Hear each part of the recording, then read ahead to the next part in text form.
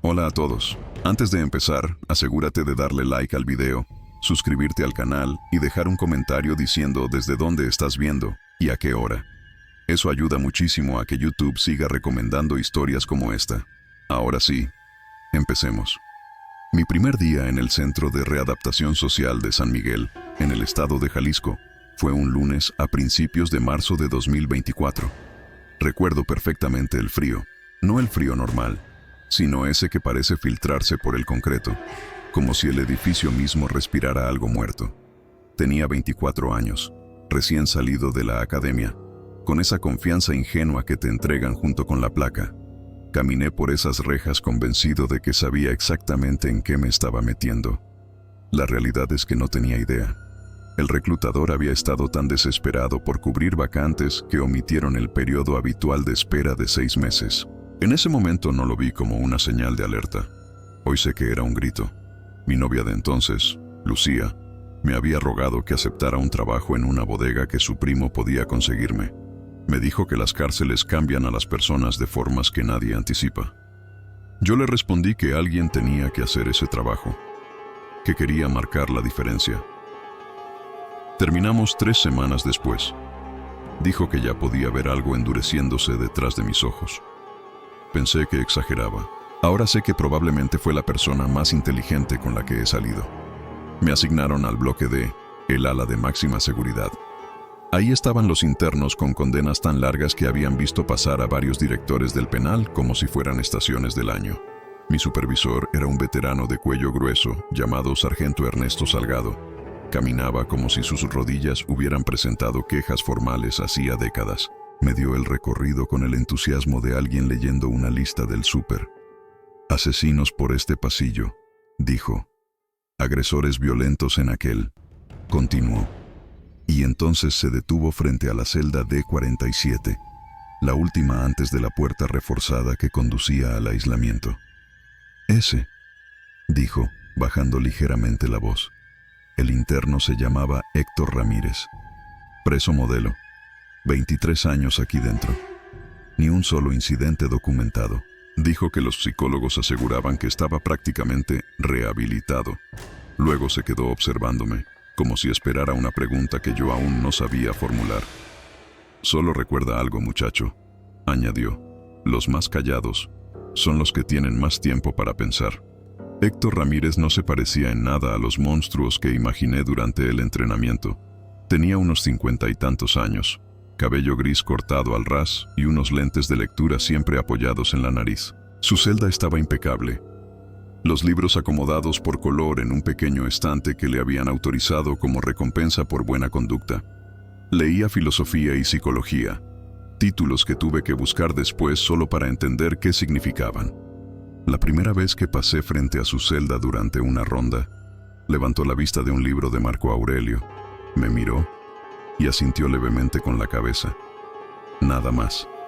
Sin miradas depredadoras, sin intentos de intimidación. Solo un reconocimiento, de una persona a otra. Recuerdo haber pensado que el sargento Salgado era paranoico, que 23 años realmente podían cambiar a un hombre. Esa fue la primera de muchas veces en que Héctor Ramírez me hizo sentir el más inteligente de la habitación.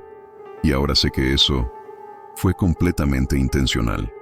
Durante las primeras semanas, Héctor Ramírez no hizo nada fuera de lo normal. No pedía favores, no levantaba la voz. No se quejaba. Eso, dentro de una prisión, ya era extraño.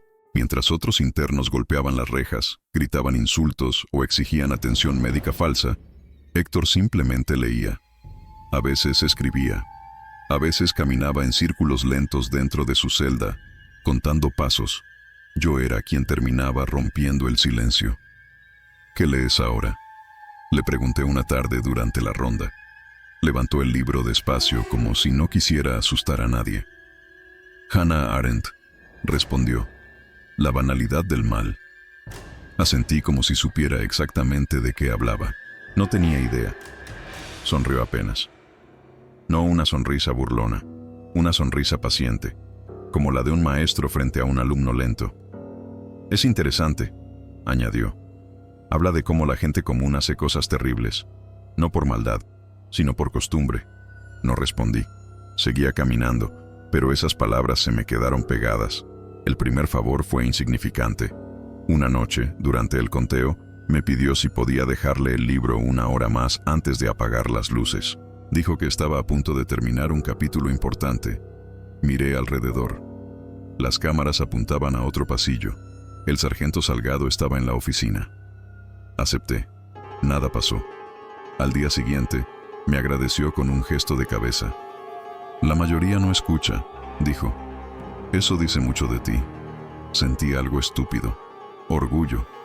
Después vino el segundo favor. Me pidió cambiarle un libro del carrito de biblioteca por otro. Algo completamente inofensivo. El reglamento decía que no debía hacerlo yo, pero también decía que el interno tenía derecho a material de lectura. Me convencí de que estaba equilibrando las cosas. No rompes reglas por mí, dijo. Solo las interpretas. Otra frase que se me quedó grabada. Empezó a hacerme preguntas. No sobre la prisión, sobre mí. ¿Dónde había crecido? ¿Por qué había elegido ese trabajo?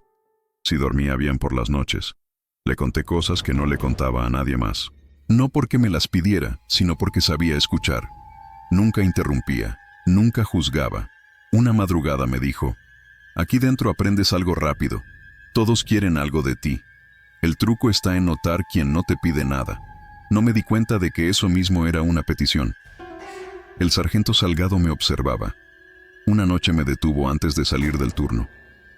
Ten cuidado con la celda de 47, me dijo. Ese hombre no grita porque no lo necesita. Me reí, incómodo. Es tranquilo, respondí.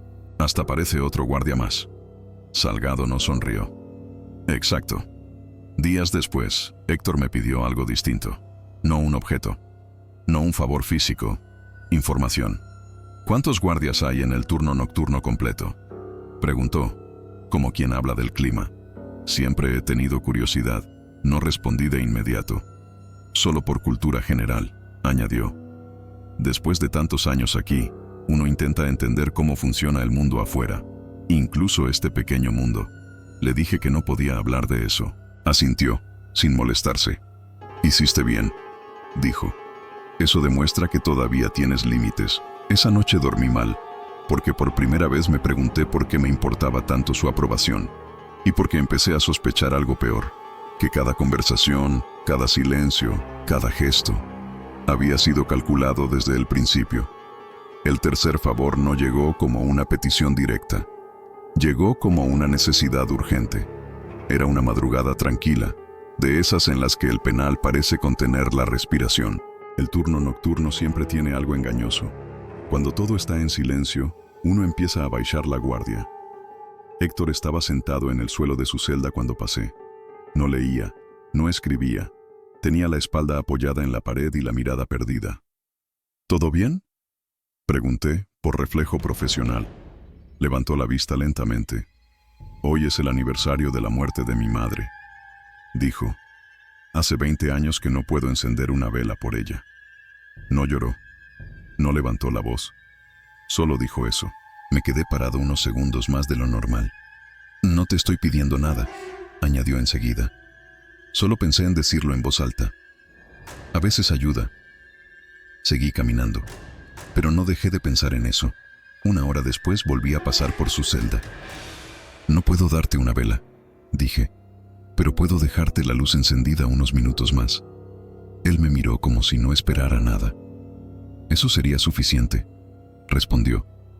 Miré las cámaras, miré el pasillo vacío. Apagué el temporizador automático y dejé la luz encendida. Nada pasó, y eso fue lo peor. A la noche siguiente, Héctor no mencionó el tema. En cambio, me dijo algo distinto. La culpa es una herramienta poderosa, comentó. Cuando alguien hace algo bueno fuera de las reglas, empieza a creer que ya no puede retroceder. Sentí un escalofrío. ¿Eso es de algún libro?, pregunté. No, respondió. Eso es de observar personas.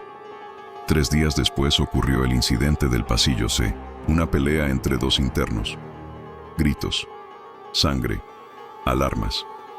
El protocolo se activó y varios guardias fuimos enviados a contener la situación. Yo estaba asignado al bloque D. Antes de irme, Héctor me llamó por mi nombre. Si sales ahora, dijo, la puerta de mi celda quedará sin supervisión directa durante exactamente 4 minutos. Me detuve. ¿Ya lo calculaste?, respondí sin mirarlo. No, dijo.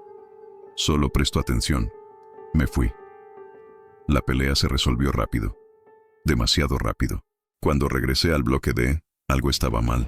La puerta de la celda D47 estaba cerrada, como siempre, pero el sensor de apertura marcaba actividad. Mi estómago se cerró. Abrí la compuerta de observación. Héctor estaba de pie, sonriendo. Gracias por confiar en mí, dijo. No te preocupes, no salí. Entonces, ¿qué pasó?, pregunté con la voz tensa. Levantó la mano. Entre los dedos había algo pequeño, metálico, una llave. No una llave cualquiera, una llave interna, de acceso secundario. A veces, dijo con calma, la puerta no es lo importante, es saber que podría abrirse. Me quedé helado. No la voy a usar, añadió. No soy estúpido, pero ahora sabes algo que no sabías antes. ¿Qué?, pregunté. Que ya estás dentro, respondió. Igual que yo. Esa noche entregué un informe incompleto. Omití la lectura del sensor. No sé por qué. Tal vez porque una parte de mí todavía creía que podía controlar la situación. Tal vez porque ya era tarde de más. La auditoría interna llegó 2 días después. No avisaron. Nunca avisan. Un equipo de supervisión apareció en el penal a primera hora de la mañana. Trajes grises, carpetas negras, miradas que no parpadean. Dijeron que era una revisión de rutina, pero todos sabíamos que eso era mentira. Las revisiones de rutina no empiezan por el bloque D. Yo estaba de turno cuando pidieron acceso a los registros electrónicos de las celdas. El sensor de la D47 apareció en pantalla como una anomalía leve, una lectura que no coincidía con el patrón habitual. Nada explícito, nada concluyente, lo suficiente para incomodar. El sargento Salgado me llamó a su oficina. ¿Algo que deba saber?, preguntó, sin levantar la voz. Negué con la cabeza. Las máquinas fallan, añadí, sobre todo las viejas. Salgado me miró durante varios segundos. No buscaba una confesión, buscaba una reacción. Las máquinas fallan, repitió. Las personas deciden. Me dejó ir. Esa noche Héctor no dijo nada, ni una palabra, ni una mirada, ni un gesto. Pasé frente a su celda varias veces y él seguía sentado en el suelo, leyendo como siempre. El libro era distinto. Maquiavelo. No levantó la vista. Y por primera vez desde que lo conocía, sentí miedo de su silencio. Al final del turno, cuando ya estaba por irme, escuché su voz. Hoy hiciste lo correcto, dijo sin mirarme. Me detuve. No te defendí, continuó.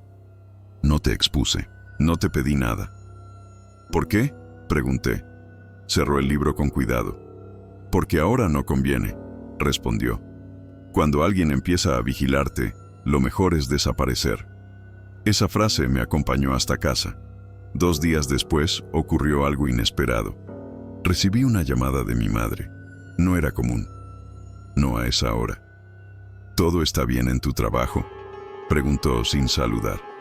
Sentí un nudo en el estómago. Sí. ¿Por qué? Hoy vino un hombre a la casa. Dijo que estaba haciendo una encuesta del gobierno. Sabía tu nombre. Sabía dónde trabajas. La piel se me erizó. ¿Cómo era?, pregunté. Educado, respondió. Muy tranquilo, demasiado tranquilo. No dormí esa noche. Al día siguiente, Héctor volvió a hablar. Tu madre tiene una casa bonita, dijo, muy ordenada. Sentí que el aire desaparecía del pasillo. No la he tocado, añadió. No soy un animal. Solo quería que entendieras algo. Me acerqué a la reja, temblando. ¿Qué quieres?, pregunté. Por primera vez, sonrió de verdad. Nada, respondió. Y eso es lo más peligroso. Me explicó, con una calma quirúrgica, que había aprendido a extenderse sin moverse, a observar, a escuchar, a dejar que otros hicieran preguntas por él. El control no siempre viene de adentro, dijo. A veces solo necesitas que la persona correcta sepa dónde mirar. Ese día entendí algo tarde de más. La prisión no terminaba en los muros, y Héctor nunca había estado realmente encerrado. El expediente de Héctor Ramírez nunca estuvo completo. Eso lo descubrí por accidente. Una madrugada tranquila, de esas que te engañan, me asignaron el archivo muerto para reorganizar carpetas antiguas. Papeles amarillentos, sellos borrosos, sentencias dictadas por jueces que ya no estaban vivos. No estaba buscando nada, pero encontré su nombre. El expediente original no coincidía con el que todos conocíamos. No hablaba de un solo homicidio, no hablaba de un arrebato. Hablaba de manipulación prolongada, 3 víctimas directas, 2 cómplices involuntarios. Ninguno sabía que lo era. Héctor no había matado con las manos. Había convencido a otros de hacerlo por él. Vecinos, un cuñado, un amigo de infancia, personas comunes, sin antecedentes, que terminaron confesando crímenes que no entendían cómo habían cometido. El patrón era idéntico al mío. Escuchar, validar, esperar, pedir poco, cruzar una línea y luego, nada. La culpa hacía el resto. Sentí náuseas. Esa noche lo enfrenté. No debía, pero lo hice. Nunca fuiste un preso modelo, le dije. Solo eras paciente. Cerró el libro con cuidado. El sistema necesita monstruos simples, respondió. Yo no encajo bien en los informes. Usaste a personas. Insistí. ¿Las destruiste? No, corrigió. Les mostré quiénes eran capaces de ser. Me miró con una tranquilidad que me rompió algo por dentro. Tú también querías sentirte especial, añadió. Diferente a los demás guardias. No lo negué. Nunca planeaste escapar, dije. Sonrió. ¿Ir a dónde?, preguntó. El mundo está lleno de puertas abiertas. 2 semanas después pidió traslado. A un penal federal del sur del país. Motivos médicos. Todo legal, todo limpio. El día que se lo llevaron, pasó frente a mí escoltado por otros guardias. No me miró. Pero al pasar, dijo en voz baja. Gracias por cuidar de mi madre. No entendí hasta que recordé la llamada. Nunca hubo un encuestador. Renuncié un mes después, no por miedo. Por claridad. Entendí algo que nadie enseña en la academia. Hay personas que no necesitan violencia, ni armas, ni amenazas. Solo necesitan tiempo y a alguien que crea que está haciendo lo correcto. Nunca supe dónde terminó Héctor Ramírez, pero a veces, cuando alguien me escucha con demasiada atención, cuando valida cada cosa que digo, cuando nunca pide nada, recuerdo su voz y corto la conversación, porque el peor tipo de prisión no tiene muros, tiene confianza. Historia 2. El pasajero que no quería bajar. Esta historia trata de un viaje aparentemente común por carretera en el que ayudar a un desconocido convierte el auto en una trampa cerrada, donde el verdadero peligro viaja en el asiento trasero. Nunca me gustó manejar de noche, pero esa vez no parecía haber otra opción. Lucía llevaba casi 1 hora dormida cuando todo empezó a cambiar. Su cabeza descansaba contra el vidrio, el reflejo de los faros dibujando sombras irregulares en su rostro. Yo manejaba en silencio, con un podcast bajo, intentando mantener la mente despierta. Viajábamos de Guadalajara a Morelia, rumbo a la boda de un primo suyo. Decidimos hacer el trayecto completo de una sola vez para ahorrar el dinero del hotel. Yo trabajaba como electricista, ella, enfermera. Los días libres eran escasos y siempre parecían terminar demasiado rápido. Habíamos salido antes del amanecer. Al principio, el viaje fue tranquilo, demasiado tranquilo. Después de pasar Zamora, el paisaje cambió. El verde desapareció y dio paso a cerros secos, matorrales bajos y tramos largos sin una sola señal de pueblo. El tipo de carretera donde el silencio se vuelve incómodo. Fue ahí cuando lo vi. Un hombre de pie en el acotamiento, junto a una camioneta plateada con el cofre abierto. No agitaba los brazos. No parecía desesperado. Solo levantó una mano, despacio, como alguien cansado de esperar ayuda. Reduje la velocidad sin pensarlo. Lucía se movió en el asiento y abrió los ojos. Parece que se quedó tirado, dijo, todavía medio dormida. Era de día. Había señal. Éramos dos. Él estaba solo. Me orillé unos metros adelante. El hombre se acercó con una sonrisa de alivio. Dijo llamarse Raúl. Explicó que la bomba de gasolina había fallado y que llevaba casi 2 horas esperando. Comentó, con un tono casual, que ya nadie se detenía a ayudar. Hablaba con calma, con demasiada calma. Dijo que solo necesitaba un aventón hasta el siguiente pueblo, unos 20 o 30 kilómetros, donde había un taller mecánico. Lucía me miró. Esa mirada silenciosa que no pregunta, pero evalúa. Acepté. Raúl tomó una bolsa deportiva gris del suelo y se subió al asiento trasero. Agradeció varias veces, más de lo necesario. Colocó la bolsa sobre sus piernas y cerró la puerta con cuidado. Volvimos a la carretera. Al principio, todo fue normal. Conversación ligera, preguntas comunes, respuestas vagas. Dijo que tenía una hija en la universidad. Algo relacionado con computación. Evitaba detalles. No insistí. Pero noté algo. Raúl miraba constantemente el tablero, especialmente el GPS. Cuando comentó que faltaban 12 kilómetros para la siguiente salida, sentí una incomodidad leve. Yo aún no había dicho eso en voz alta, y entonces, sin darme cuenta, el viaje dejó de ser mío. Cuando señalé para tomar la salida que indicaba el GPS, Raúl cambió. No levantó la voz.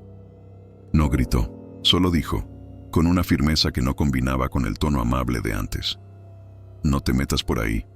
Miré a Lucía de reojo. Ella se incorporó un poco en el asiento. «Ese pueblo no sirve», continuó. «No hay nada abierto a esta hora». Le expliqué que era la próxima localidad con servicios, justo lo que él había pedido. Raúl negó con la cabeza lentamente. «Mejor sigue un poco más. Conozco un taller más adelante. Un amigo mío trabaja ahí». Perdí la salida. No porque me obligara, porque no discutí. Y eso fue suficiente. A partir de ese momento, el ambiente dentro del coche se volvió distinto. Raúl empezó a hablar como si el trayecto le perteneciera. Comentaba en qué carril debía ir. Señalaba letreros antes de que yo los viera. Criticaba el GPS con una seguridad incómoda. Cuando mencioné una gasolinera unos kilómetros más adelante, descartó la idea de inmediato. «Esas son trampas para turistas», dijo. «Carísimas. Baños asquerosos. Confía en mí». Su mano derecha entró en la bolsa deportiva. No de golpe, no de forma amenazante, demasiado natural. Lucía me apretó la rodilla con fuerza. Decidí probar algo. Dije que el tanque estaba bajo y que necesitaríamos parar pronto. Raúl se inclinó hacia adelante, acercando el rostro entre los asientos. «Aguanta otros 60 kilómetros sin problema», dijo, mirando directamente el medidor de gasolina. «No hace falta detenerse ahora». No sonó como un consejo. Sonó como una orden bien disfrazada. El silencio cayó dentro del coche. El aire se volvió pesado, espeso. Raúl empezó a hablar de su pasado sin que nadie preguntara. Comentó que había tenido problemas. Habló de la cárcel como quien habla del clima. Dijo que la gente juzga sin conocer la historia completa. «A veces un hombre solo necesita que no le hagan preguntas», dijo mirando la nuca de Lucía. Yo sudaba, no por el calor, por la certeza creciente de que algo estaba mal. Y entonces lo vi. Más adelante, luces rojas y azules parpadeaban en la carretera, un retén policial. Mi corazón empezó a golpearme el pecho. Raúl lo vio al mismo tiempo. Su cuerpo se tensó. «Sal de la carretera ahora», susurró. «Toma la siguiente desviación». Su mano se hundió más dentro de la bolsa. Lucía no esperó a que yo reaccionara. Lucía reaccionó antes que yo. Señaló el tablero y habló en voz alta con pánico creíble. «El coche se está calentando. Huele a quemado. Creo que el motor va a hervir». Era mentira, pero sonó real. Tan real que incluso yo dudé por un segundo. Encendí las intermitentes y me orillé lentamente, lo suficientemente cerca para que los policías del retén nos vieran, pero no tan cerca como para que Raúl pudiera salir corriendo sin ser notado. Durante unos segundos, nadie se movió. Raúl miraba alternativamente las luces rojas y azules, y el campo oscuro al costado de la carretera. Estaba calculando. Su mano seguía dentro de la bolsa. «No es buena idea detenerse aquí», dijo en voz baja.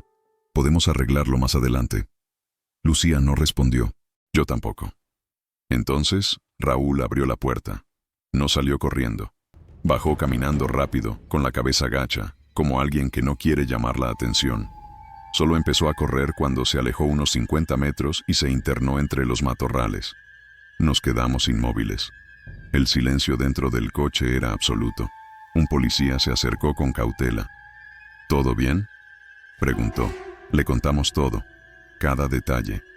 La expresión del oficial cambió por completo. Se comunicó por radio, dio la descripción de Raúl y pidió apoyo inmediato.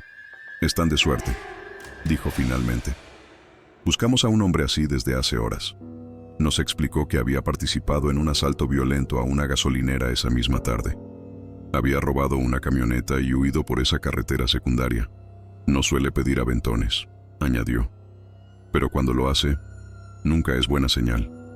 Sentí un frío recorrerme la espalda. Habíamos manejado más de una hora con alguien capaz de matar sentado justo detrás de nosotros.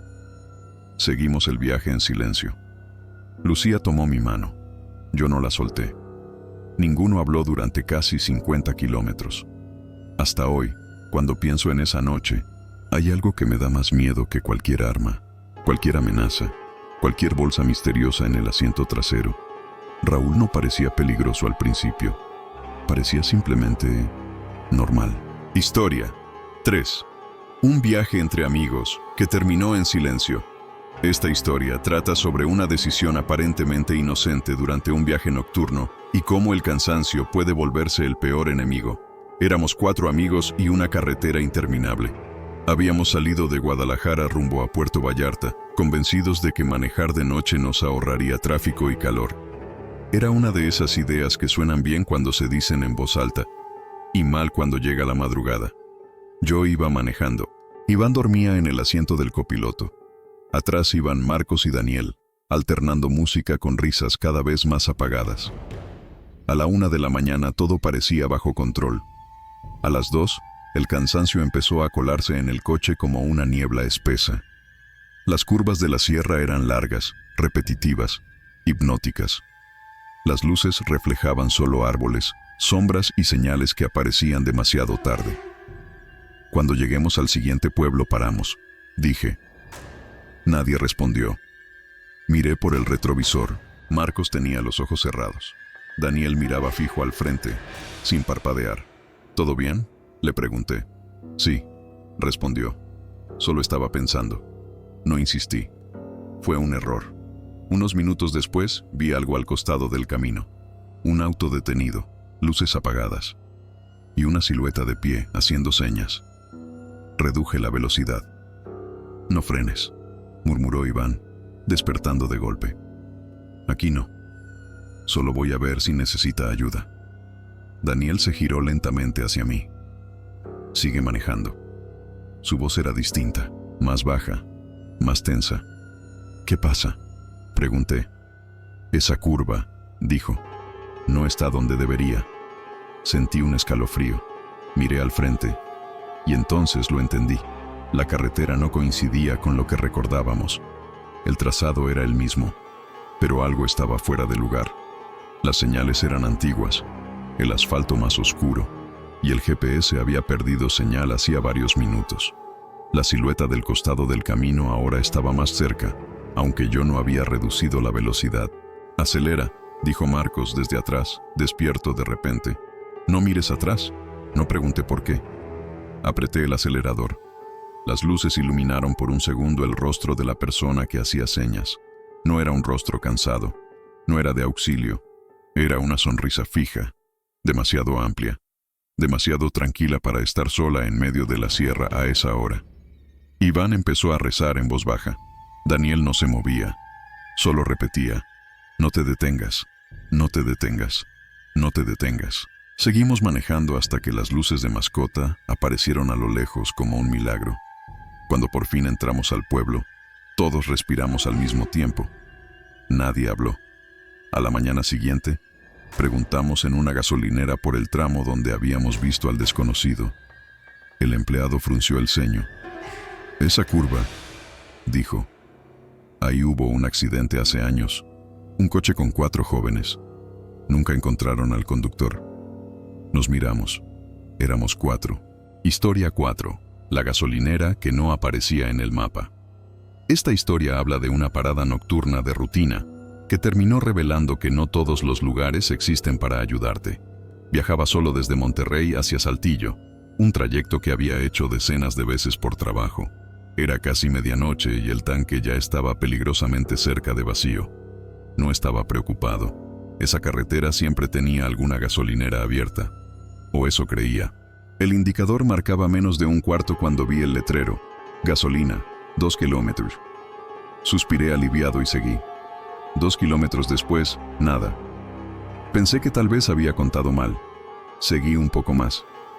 El celular no tenía señal, pero no le di importancia. Entonces apareció otro letrero, más viejo, oxidado. Gasolina, 1 kilómetro. Esta vez sí reduje la velocidad. 1 minuto después, las luces surgieron de la nada. Una estación pequeña, antigua, con solo 2 bombas y un edificio bajo. No había otros coches, ningún sonido, ni siquiera insectos.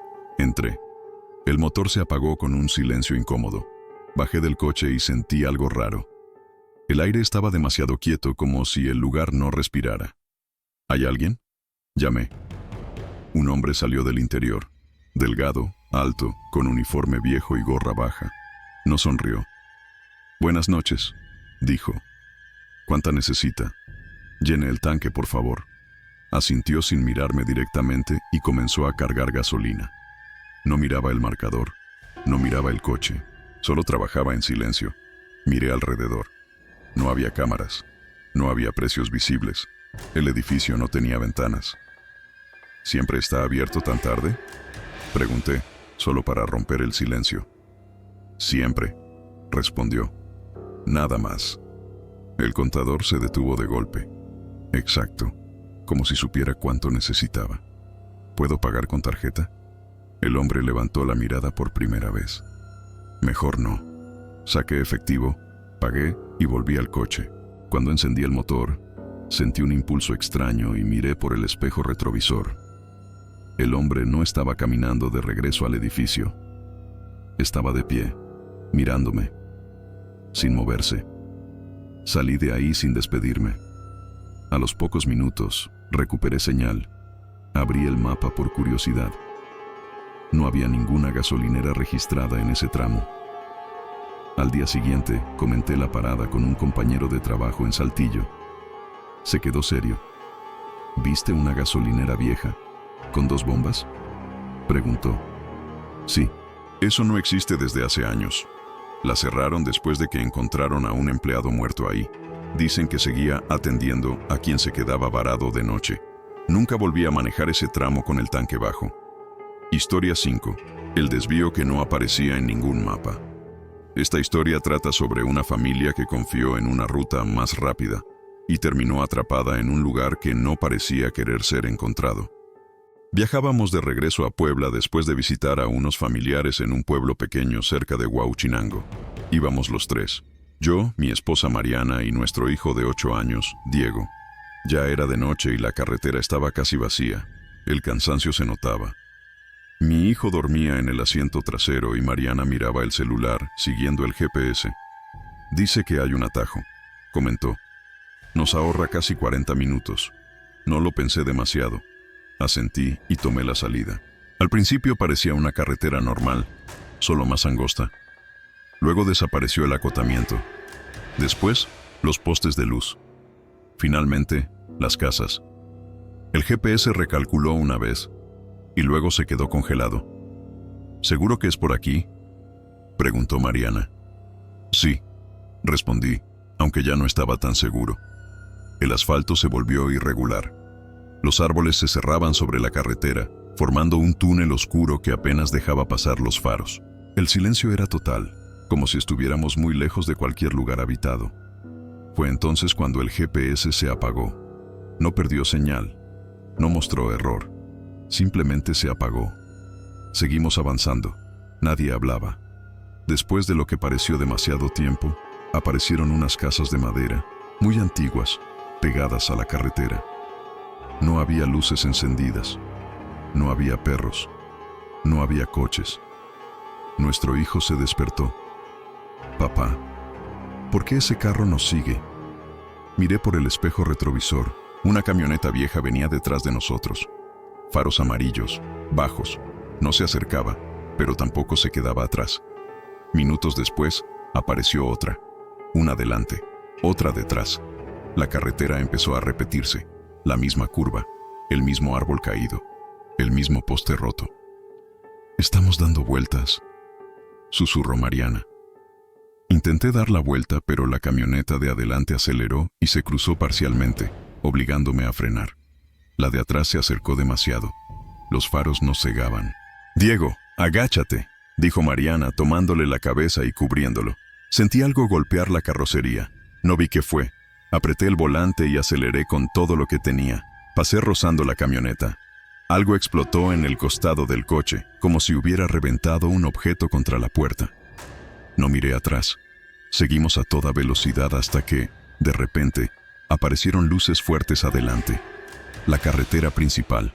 En cuanto entramos, los faros detrás de nosotros se apagaron al mismo tiempo, como si nunca hubieran existido. Nos detuvimos en la primera gasolinera abierta en Teciutlán. Estábamos temblando. Llamamos a la policía. El oficial escuchó todo en silencio y luego dijo algo que me heló la sangre.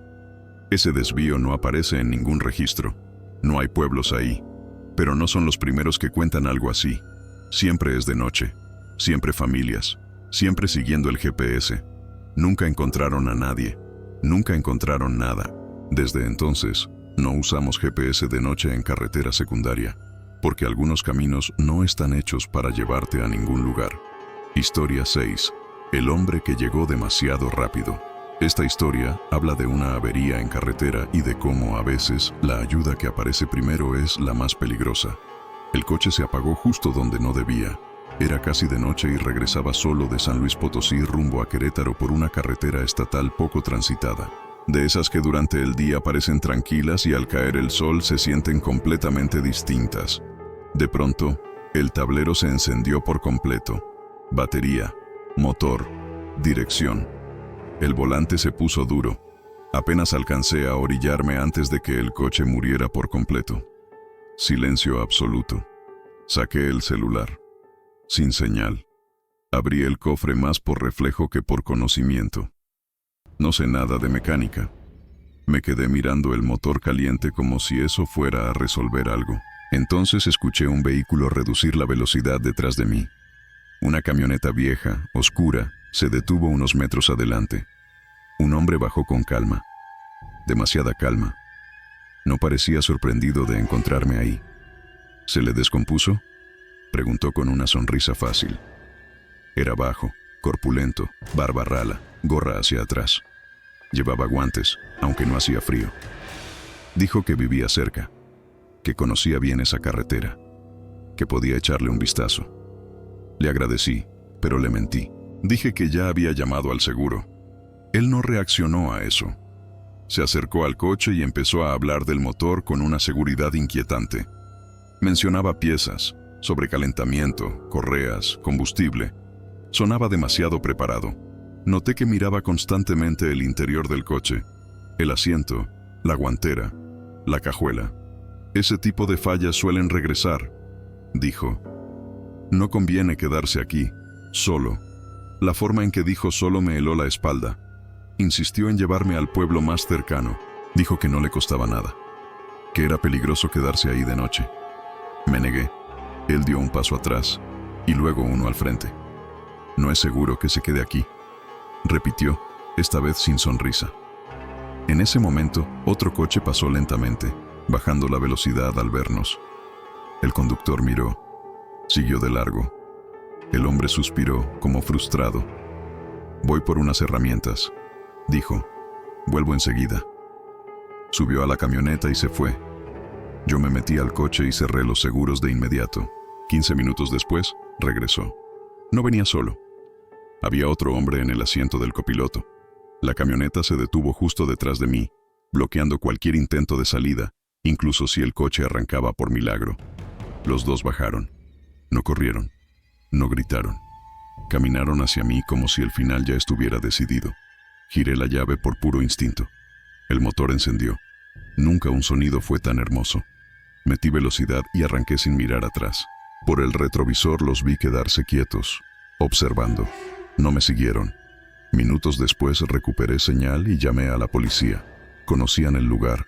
Había reportes de robos, agresiones y desapariciones en esa carretera, siempre con el mismo patrón. Ayuda ofrecida. Gente que aceptó, gente que no volvió. Hoy, cuando mi coche falla, no abro el cofre. No acepto ayuda. No converso. Porque el mayor error en carretera no es que el coche se descomponga. Es confiar en quien aparece demasiado rápido para ayudarte. Historia 7. La posada sin salida. Esta historia habla de una parada nocturna en carretera y de un lugar que solo existe para quienes nunca debieron entrar. Ya pasaban de las 9 de la noche cuando entendimos que no llegaríamos a destino. Mi amigo Iván y yo llevábamos todo el día viajando. Él manejaba desde temprano y yo tomaba el volante cuando el cansancio apretaba. El plan era simple: cruzar el estado y dormir en casa de un conocido en Morelia. Pero el tráfico nos retrasó. Luego vino la lluvia y al final el GPS perdió señal en una región que parecía detenida en el tiempo. Fue ahí cuando vimos el letrero. Una tabla de madera vieja, apenas iluminada por los faros. Posada. Habitaciones disponibles. No tenía nombre. Solo una flecha señalando un camino de terracería. Es mejor que seguir manejando a oscuras, dijo Iván. Asentí, aunque sentí una presión extraña en el pecho. Avanzamos por ese camino durante casi 10 minutos. No había casas, no había luces. Hasta que aparecieron varias cabañas bajas, alineadas de forma irregular, y una construcción más grande al fondo que parecía la recepción. Todo estaba demasiado silencioso. Estacionamos. No había ningún otro coche. Golpeamos la puerta de la recepción y un hombre salió a recibirnos. Alto, muy delgado, cabello canoso peinado hacia atrás. Sonreía, pero sus ojos no acompañaban la expresión. Dijo que sí tenía habitaciones. Pagó solo en efectivo. Aceptamos. Solo queríamos dormir. Mientras anotaba nuestros nombres en un cuaderno viejo, noté algo raro. No había llaves colgadas detrás del mostrador. Ninguna. Nos llevó hasta una de las cabañas. Abrió la puerta y encendió la luz. El cuarto era simple, pero demasiado limpio, sin rastros de uso reciente. Las ventanas tenían cortinas gruesas, clavadas a la pared. Entramos. Entonces escuchamos un clic metálico detrás de nosotros. La puerta se había cerrado. Por fuera. Iván giró la perilla. Nada. Golpeé la puerta, llamando al hombre. Silencio. Entonces escuchamos pasos afuera. No de una persona, de varias. Luces se encendieron en otras cabañas. Sombras se movían detrás de las cortinas. Iván empujó la cama. Debajo encontramos mochilas, carteras, teléfonos viejos, pertenencias de otras personas. La ventana trasera estaba atorada, pero el vidrio era delgado. Iván la rompió con una silla, cortándose el brazo. Salimos por ahí y corrimos en la oscuridad sin mirar atrás. Escuchamos gritos, pasos persiguiéndonos. No nos detuvimos hasta llegar a la carretera principal y conseguir que un tráiler frenara. A la mañana siguiente, la policía volvió con nosotros al lugar. La posada ya no estaba, ni las cabañas, ni el letrero. El terreno estaba vacío, plano, como si nada hubiera existido ahí. Algunos lugares no aparecen en los mapas, y algunas posadas solo te dejan entrar una vez. Historia 8. El camino que no llevaba a ningún lugar. Esta historia trata de un desvío nocturno, un GPS que mintió y un camino que parecía repetirse para no dejarte salir. El GPS perdió la señal exactamente cuando no debía. Viajábamos mi esposa Lucía, nuestra hija de 8 años Camila y yo. Volvíamos de visitar a la familia en Querétaro rumbo a Ciudad de México. El viaje ya se sentía largo y la noche cayó más rápido de lo esperado. Cuando el mapa se recalculó solo, confié sin pensarlo demasiado. Atajo, decía la pantalla. Salimos de la autopista y entramos en una carretera angosta, sin acotamiento. Las casas desaparecieron en minutos. Luego los postes. Luego cualquier rastro de civilización. Lucía me preguntó si estaba seguro. Le dije que sí. Fue entonces cuando el GPS se apagó por completo. Seguimos avanzando solo con las luces del coche cortando la oscuridad. Después de un tiempo, más largo de lo que debería haber sido, aparecieron algunas casas viejas de madera, muy pegadas a la carretera. Ninguna luz encendida, ningún coche estacionado. El silencio era pesado. Entonces noté que no estábamos solos. Una camioneta apareció detrás de nosotros. Luego otra. Mantenían distancia, pero nunca se quedaban atrás. Cuando bajaba la velocidad, ellas también. Camila preguntó por qué esos coches nos estaban siguiendo. No respondí. La carretera empezó a repetirse. La misma curva, el mismo árbol caído, el mismo poste roto, como si estuviéramos dando vueltas. Intenté dar la vuelta, pero una de las camionetas aceleró y bloqueó parcialmente el camino al frente. La otra se acercó por detrás. Sus faros eran demasiado altos. Nos cegaban por completo. Lucía tomó la mano de Camila y le pidió que se agachara en el asiento. Respiré hondo y aceleré. Pasé rozando una de las camionetas. Escuché algo golpear el costado del coche. Un estallido seco. No miré atrás. Seguimos hasta que, de pronto, aparecieron las luces brillantes de la autopista principal. En cuanto entramos en ella, los vehículos detrás de nosotros apagaron las luces y desaparecieron en la oscuridad. Nos detuvimos en la primera gasolinera abierta. Estábamos temblando. Llamamos a la policía. El agente escuchó en silencio y luego dijo algo que me heló la sangre. Ese poblado no figuraba en ningún registro oficial. No había ninguna carretera así en esa zona, pero ya habían recibido reportes parecidos. Siempre familias, siempre de noche, siempre siguiendo el GPS. Nunca encontraron a nadie, nunca encontraron nada. Nunca volvimos a usar el GPS de noche, porque hay caminos que no fueron hechos para llevarte a ningún lugar. Historia 9. El extraño demasiado servicial. Esta historia trata de una avería en carretera, una ayuda que llega demasiado rápido y el error de confiar en quien no debía. El coche se apagó exactamente donde no debía. Era casi de noche. Volvía solo de una visita de trabajo por una carretera estatal poco transitada entre San Luis Potosí y Zacatecas, de esas que parecen inofensivas de día y completamente distintas cuando el sol empieza a caer. El tablero se encendió todo al mismo tiempo. Batería, motor, dirección.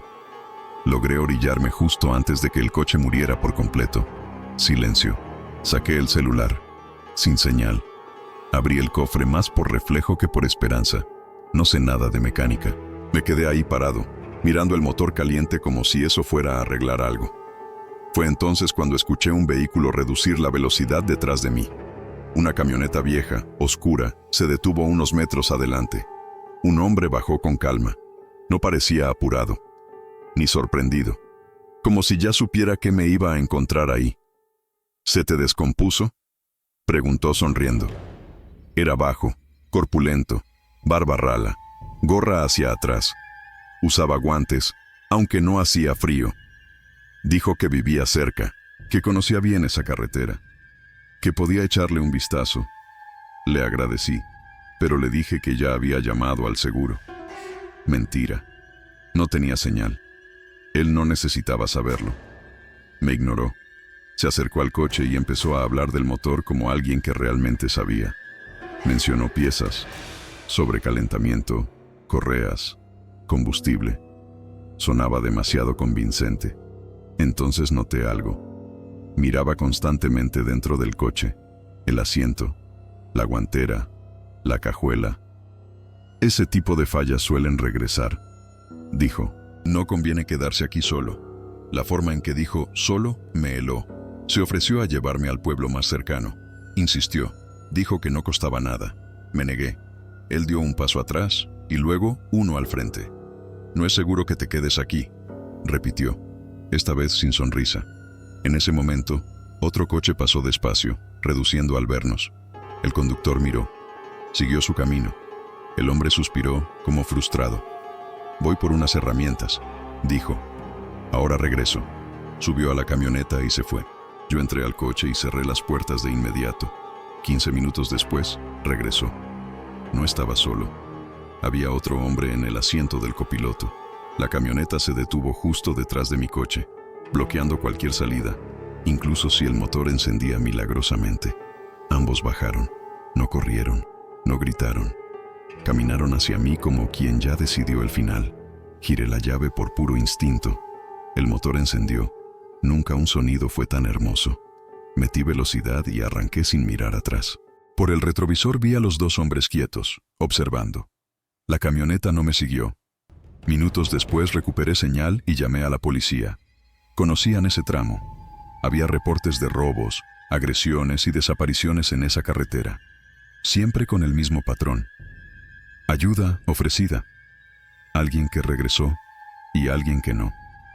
Desde entonces, cuando mi coche falla, no abro el cofre. No acepto ayuda. No converso. Porque el mayor error en la carretera no es quedarse varado. Es confiar en quien aparece demasiado rápido para ayudarte. Estas 9 historias tienen algo en común. Ninguna empezó con gritos. Ninguna empezó con monstruos. Ninguna parecía peligrosa al principio. Eran viajes normales, personas comunes, decisiones pequeñas, parar para ayudar, tomar un atajo, confiar en alguien, seguir el GPS, ahorrar tiempo, ahorrar dinero. La carretera nunca avisa cuando deja de ser solo asfalto. A veces, el peligro no corre hacia ti. Camina despacio, sonríe, pregunta si todo está bien. Y otras veces, solo espera que te detengas. Si llegaste hasta aquí, deja un comentario diciendo desde dónde estás viendo este video. No es curiosidad, es para recordar que estas historias podrían haber pasado en cualquier lugar. Y si alguna de ellas te hizo pensar 2 veces antes de detenerte en una carretera vacía, entonces cumplió su propósito. Porque algunas personas creen que los viajes terminan cuando llegas a destino. Pero los que han estado ahí saben la verdad. Algunas carreteras no se cruzan para llegar, se cruzan para sobrevivir.